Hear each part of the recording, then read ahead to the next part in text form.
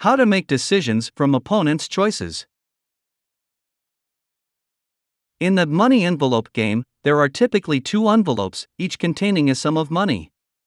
The player is presented with a choice. They can either keep the envelope they have or switch with another player. The goal is to maximize their expected gain. Adam and Bob are the participants of a game called the money envelope, and here are the rules of the game. There are 5 checks with the following amounts: $500, $1,000, $2,000, $4,000, or $8,000, and each of them is put in an envelope. For Adam and Bob, each of them will get one of those envelopes. What they do know is that one envelope has double the amount of money compared to the other. However, they don't know the exact amount and which envelope has more money.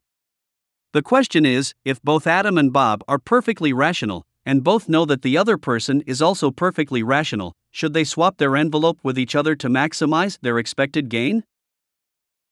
A common sense approach is to do the following mathematical calculation.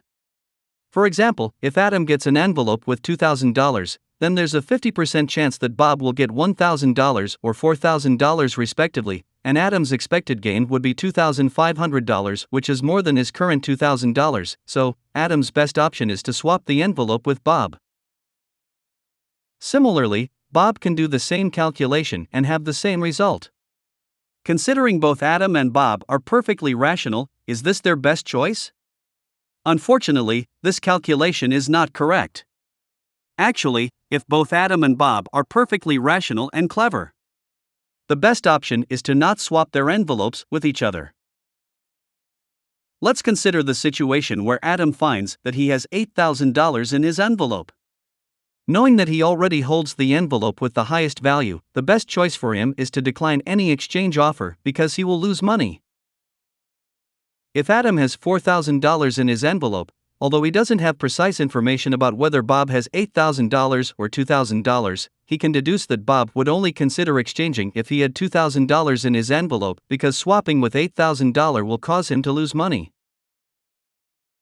Consequently, Adam reaches the logical conclusion that agreeing to an exchange would result in a financial loss for himself.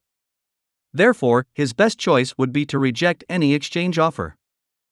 As a result, for Adam or Bob, no matter what amount is in their envelope, rejecting the swapping offer should be the best choice, because if another person agrees to swap, it is very likely that he does have less amount, and doing swapping will cause to lose money.